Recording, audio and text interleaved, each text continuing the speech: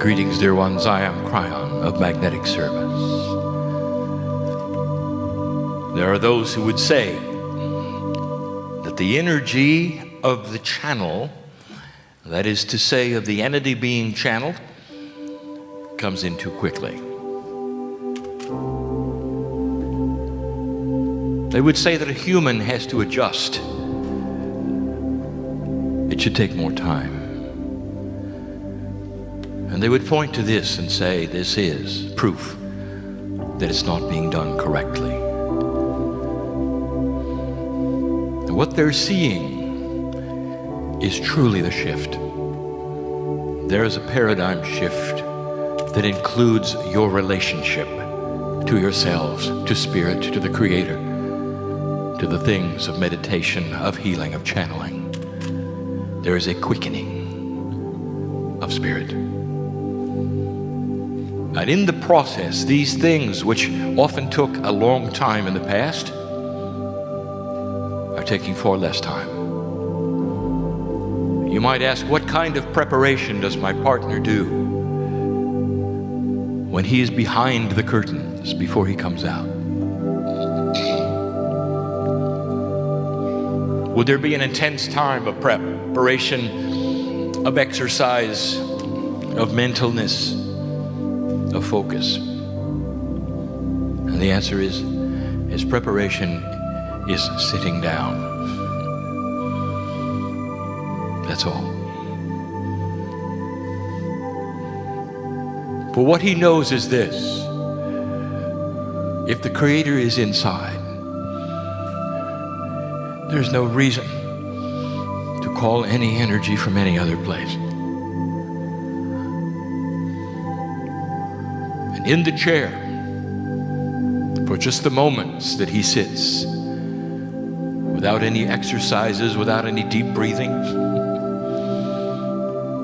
he simply calls upon what has always been and opens a profound door that he has allowed to be created, and steps aside. And that is what channeling is. Indeed, what you hear now is the voice of my partner in his culture, in his reality, through his filter, converting the best he can an interdimensional message into his own language, which is linear. Even this moment, he has stepped aside, listening to himself speak. And if you ask him what it is like to channel, he'll say that he is bathed in love while he watches himself speak. He will tell you other truths, and that is, while he channels, it is not a takeover. It is a meld. And everyone in the room who channels, who heals, who meditates, who reads for another, will tell you the same thing. There is no takeover of the human spirit. There is only the completion of what is already there. This completion becomes a remembrance, and the energy therefore given is one of allowance. How far can you open the door to let truth in? It's important that you understand this, for what follows in this short amount of time we have together is history. All that I'm going to tell you now is indeed the way it happened. There are no metaphors that are going to be given to you to make you try to figure out things. I will be as straightforward, and I ask my partner to be clear and go slowly. What he gives at this moment, he has given a portion of before. But he knows how this works, that sometimes we warm him up, giving him a partial message to be delivered at another time, and then a full message at a later time. This is as close to the full message as he's ever got. And it is profound. And at the same time, there will be those who listen, who will walk away shaking their heads, and they will say, it is a fantasy. It could not be. And so this is the warning we give you, that what follows may not necessarily line up to anything you've been told. It may necessarily not line up with the logic in your mind of what you have expected, or what historians have told you, or what geologists have told you. And yet it is presented as truth anyway. And so I will say one time yet again, there'll come a day when my partner is no longer on the planet, and the books will be revealed to be true. For your science will eventually validate many things that now seem odd and strange. Only strange because of the paradigm that you have set yourself into so squarely and so solidly that when you hear things that are different, they're unbelievable. It's about creation. There's only one reason I bring this to you, and you'll see why it is. And so now, my partner, I will open the door to this story, and I want you to give it clearly. I want you to give it succinctly, and I want you to pause where there should be pauses if you do not understand.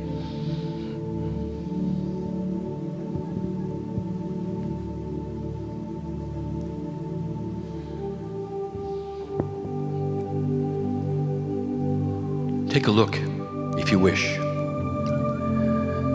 at the creation stories all over the world. Modern ones, ancient ones, they all have something in common. They have an energy coming to the planet to those who have already been evolved and called human beings. Nowhere do you have a creation story that starts with humans in development.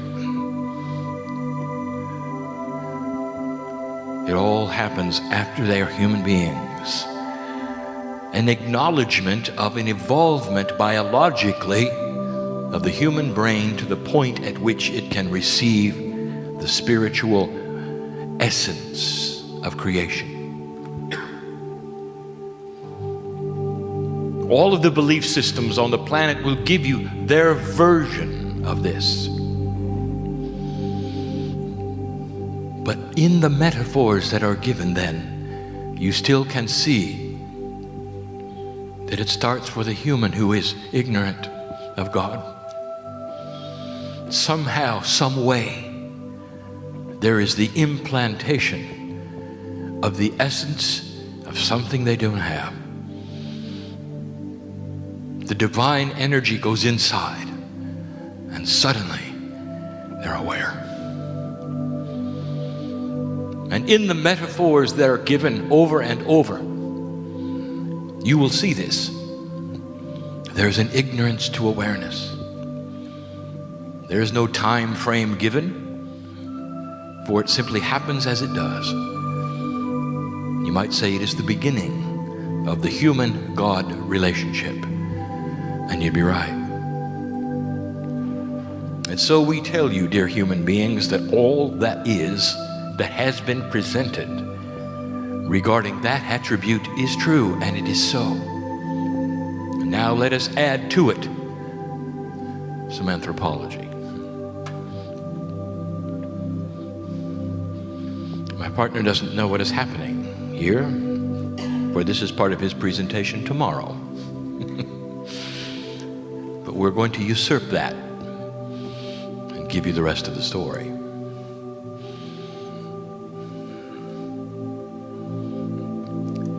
Biological evolution is complete. The way you think it works is the way it works. Over a great deal of time and a period, Human beings developed as human beings. Just like all of the other kinds of mammals, they were distinct, individual, and they had variety. There was a time on this planet approximately 100,000 years ago, if you could visit the earth, you would see many kinds of human beings, up to 27 kinds, all over the planet. Not necessarily in one spot would there be the variety of this kind, but there would be 5 kinds here, 4 kinds there, 9 times kinds over there. And this is not unusual, for if you look at the logic of evolution, you will see that it creates variety. And it does so for survival, so that if one kind perished, the other kind would remain. This is nature at its best, and the humans were no exception. And this is not disputed. Even the time frame of this in your science is not disputed. Or they will show you the different kinds of human beings that were all around about that time. And yet if you look around today, contrary to the way evolution works, and even logic, there is only one kind today. Oh, there are many shapes, there are some skin colors, some facial differences, but we are speaking of kinds of humans, the variety of which you see in other mammals. There were the kinds with tails, without tails, short and tall. There were the kinds whose heads looked different, whose torsos were slightly different, whose markings were different. Ask the anthropologists, they will tell you. And yet somehow, some way, all of that went by the wayside. And all over the planet, counterintuitive to all evolutionary forces, only one single kind of human emerged. All over the planet, this took place. All at once. All in the same time frame. And that, dear ones, is when in all appropriateness this planet was visited by the Pleiadians. And this particular story does not sit well with those who do not want to think for a moment that spirituality was seeded from the stars.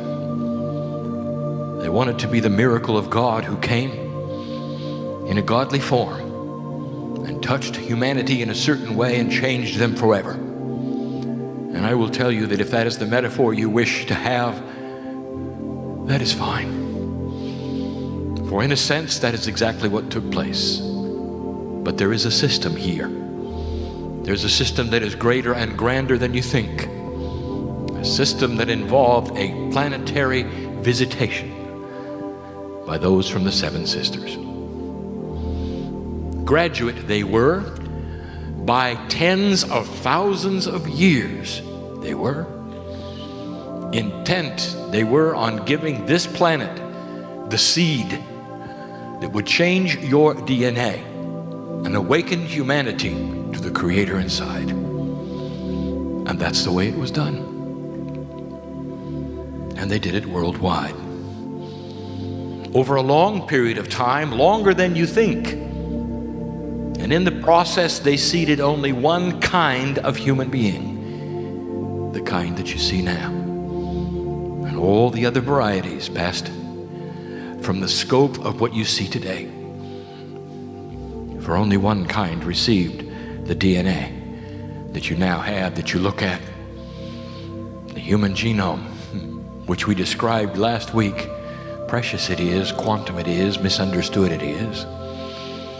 How could you have 3 billion pieces of chemistry in one DNA ladder, and only 5% of them seem to do anything at all?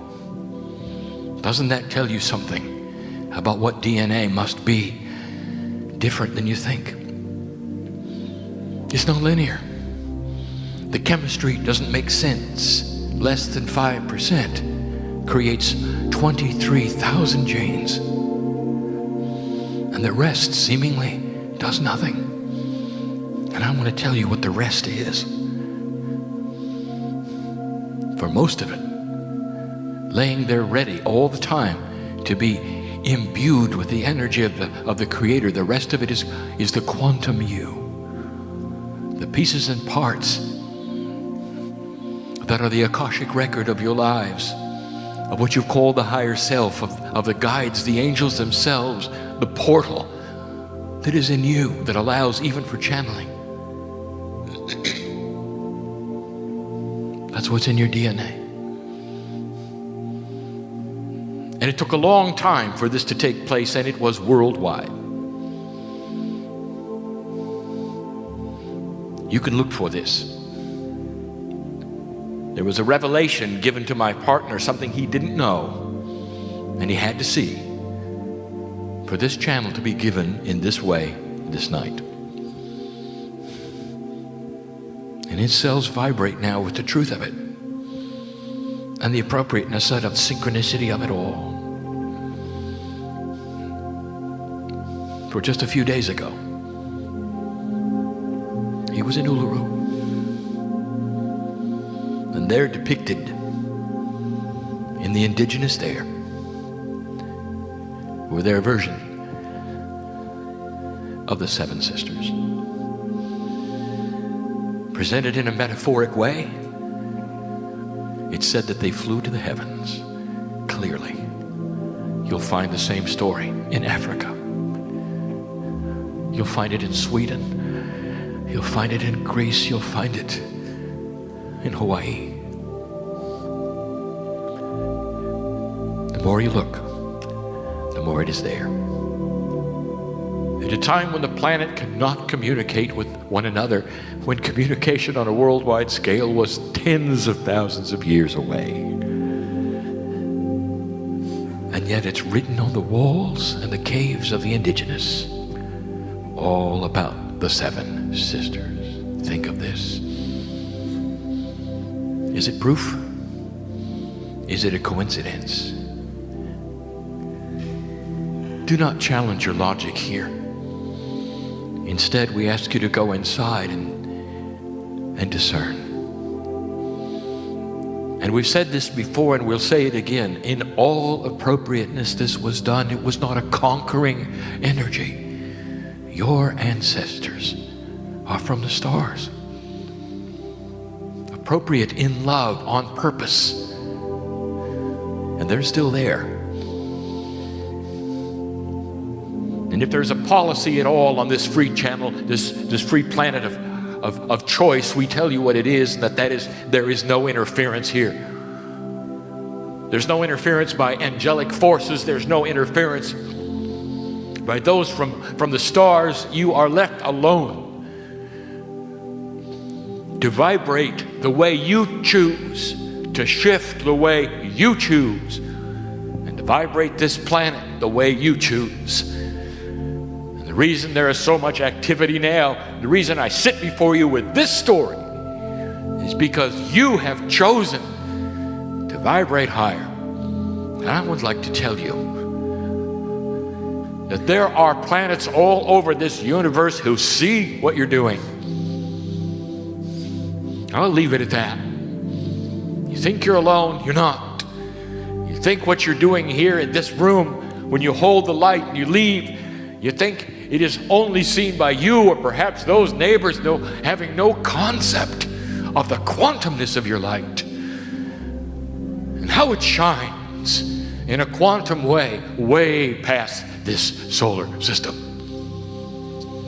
There are places all over the universe who know who you are and see the light that you are changing here. This is a profound place to be, this earth. There really is a reason for you to be here.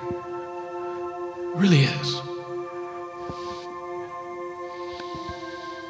In the creation scheme, in the middle of the Pacific Ocean in the north,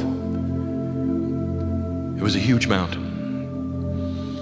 Now here's where it gets geologically challenging. The time frame that we will give you approximately 40,000 years ago. The Pleiadians had done their job. There was only one kind of human left on the planet. They were seeded with awareness. Awareness that would take them wherever it would go, with free consciousness and free choice. Let me tell you, dear one, if you want to see something startling, go to the places on this planet, and there are still some left who have never been touched by civilization as you know it. Go into the jungles, perhaps, of New Guinea. Go to these places where there is no association with what you would call modern civilization, and find out what they believe. And then sit back and smile, for you'll find it's Metaphysics 101. They believe the Creator inside. They have the metaphors for the creation story. They believe that they are their own ancestors. They believe in the evolution of lives that come back. It's within their animals. It's within the earth. It's within them. There is a system that revolves and circles around life that is profound. They don't worship anything but their own lineage. It ought to tell you something. Who's modern and who's not? In the middle of the North Pacific, one of the largest mountains on the planet, measured from the bottom to the top, higher than any mountain existing today. It is the mountain you today call the islands of Hawaii. And that is where a community was planted. Far, far away from any influences of any other continent. The Seven Sisters put together Lemuria. The reason we're giving you this information is for you to see how this worked and why. To look at the coincidences that are here and then to apply them to where we sit today. For I know where I am. And we've waited for this message to be given till now. Lemuria was unique. For all the mountain, although the mountain was large, the community was small. And that is to say, that where the Pleiadians seeded all the other parts of the earth, they expanded out many, many languages, many, many tribes, many ideas, but not in Hawaii. They were captured on an island, and a small one at that, really, called Hawaiian Mountain. When you look at even the size of the mountain back then, it didn't compare to any continent. Didn't compare to this one, this island nation I sit in now. Small it was in comparison, but far larger than you see now. Geologically, 40 to 50,000 years ago, the water level of the planet was approximately 120 meters lower than it is now. That exposed a portion of the mountain in a grand way, but that was not why the mountain was high or what existed then. And I will tell you yet again what it was. It's an attribute that you will discover eventually was there.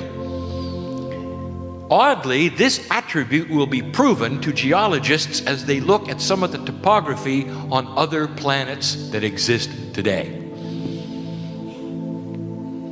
There was a hot spot, and there still is. 40,000 years ago is not significant geologically. Not much changes that. And yet there was one, a big one. This hot spot, which is volcanic activity under the mantle of the earth, had pushed this portion of the earth up very gently as a bubble over a long period of time and raised that mountain. It was almost fully exposed back then. It was the push of the lava underneath the hot spot. Some of it was released through the volcanoes of all of the tops of that mountain, which are today the mountains and the islands of Hawaii. It never blew its top like some kind of mountains, because those volcanic mountains are different. Ask a geologist. They ooze out. Their eruptions are not dramatic. They pour forth in a way that builds new land instead of blowing up. And they begin to do that. Lemuria is the longest single civilization ever existing on the planet, and probably will remain that. Over 10,000 years in existence. They learned to work together. They had government. They even had their version of science. They had temples of rejuvenation. No place on earth had this. For everywhere else it's scattered, but not there. They couldn't go anywhere. One society, one mountain, and the water started rising. The mountain started sinking, the hot spot, and the bubble that was there that would have pushed it up started to be released. The lava flowed in other places. The mantle of the earth is that way. Slowly the mountain sank, and the Lemurians became seafaring. And now this, dear ones, is where it gets good. The currents of the ocean are shaped mainly from the topography of the mountains underneath the water. To this day, you can see those currents much the same as they always were, for those mountains are the same as they always were. They are a result of millions of years of the way the mantle moves around, understood today as plate tectonics, creating the mountains and the valleys underneath the ocean. And the currents that are there, not always created from the water cycle, but in a combination of the temperatures of warm and cold, of seasons, and also of the canyons underneath. They create currents from one place to another. And they remain to this day. When the Lemurians were in trouble, and they didn't know if their islands were sinking underneath the ocean or not, many, many of them took to the ocean.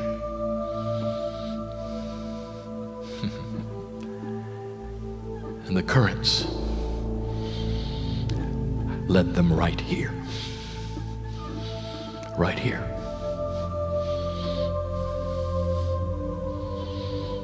Not to the continent, slightly to the left, but here. And if you want to take a look at the anthropology, if you want to take a look at those things which would prove this, there was purpose here. Oh, they were not the first to come here. Indeed, you were visited by what you would call the Aborigine. It's not that far away, but it's harder to get here because the currents don't support it. There was never the foothold here that there was in Australia. It came and went. It never caught on until the Lemurians arrived with their society. Developed they were, harmonious they were. There are 5 places on this planet where the Lemurians ended up. Hawaii is 1, New Zealand is 2, Easter Island is 3. I will not give you the other 2 yet. This is a part of Lemuria. And it lasted for thousands of more years, 20,000 more years in this place. And it didn't develop into hundreds and hundreds of tribes and languages. The fragmentation was not nearly as grand or great. And the proof of it, look at the indigenous here, for they are Polynesian. The currents brought them here. Study the currents, you'll see them. They still will. That is the story we wanted to tell you. Now, how does this story end? There is no ending. There's something different here, and you know it. If you live here, you know it. If you study that which the indigenous of this land would release to you, they'll tell you there's prophecy. They will tell you of a part that New Zealand might play in something far grander than you can think of. That's their prophecy, developed through harmony. For you will note that this group that you call indigenous is more developed than some of the others. More ready, perhaps, to include you as an outsider in the creation story of who they are and where they've been, where they've come from. Anointed and blessed and appropriate in every way. And that is who seeded this land. This land has not seen the wars others have. There's a purity here, and there's a freshness here even to this day. There's Lemurian energy here. And you ought to take a moment and celebrate it. Now, why do I bring you this?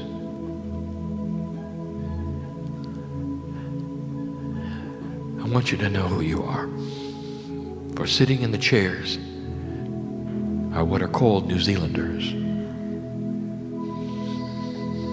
You think there's a reason why you're here? Perhaps not all of you were born here, but some of you were pulled here. And you stayed. And you wouldn't be any other place. And I'll tell you why. Because you are Lemurian. And you are your own ancestors. Oh, the skin may be a different color, and the features may be different, but so it is in the Akash. You know, you're not born into the same race every single time.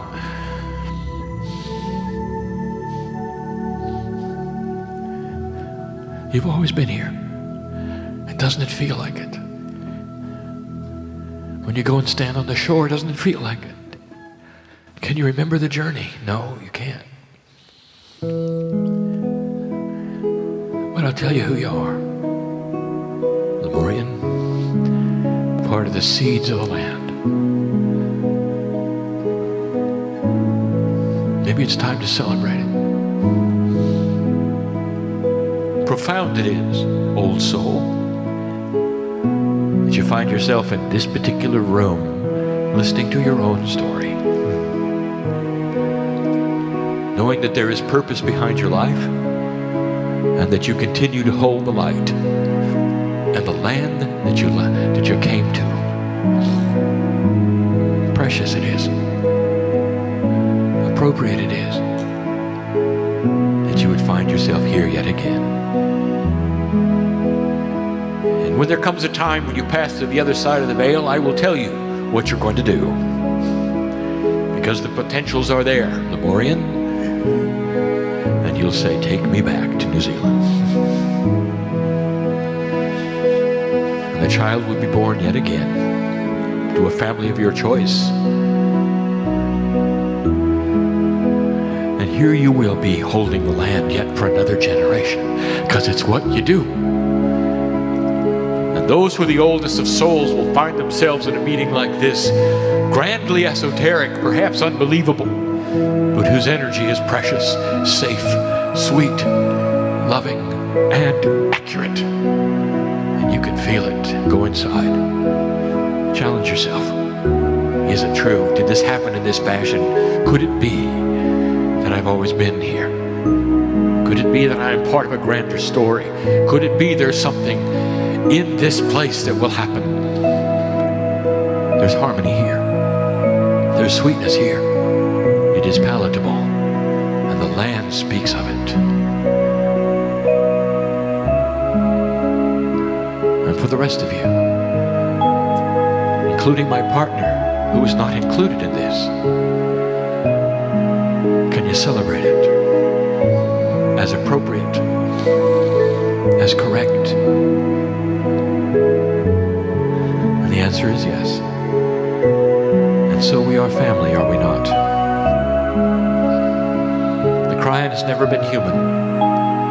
I've always been on the other side of the veil. I've always been in support. Helped to set the magnetic grid of the planet, I did. With some of you standing next to me, I did. And I celebrate you. There's a shift happening. We'll talk about that tomorrow night. What are you going to do with this information? What if all you did was to understand, absorb, love yourself a little more for this? What if it made you a little grander? Then the entire purpose for my visit has been accomplished. For you will see yourself a little bigger than you did an hour ago. Perhaps you'll consider the possibilities of who you've been, old soul, and what you've done on this planet. And that's why we love you the way we do. There is far more here than meets the eye. Far more.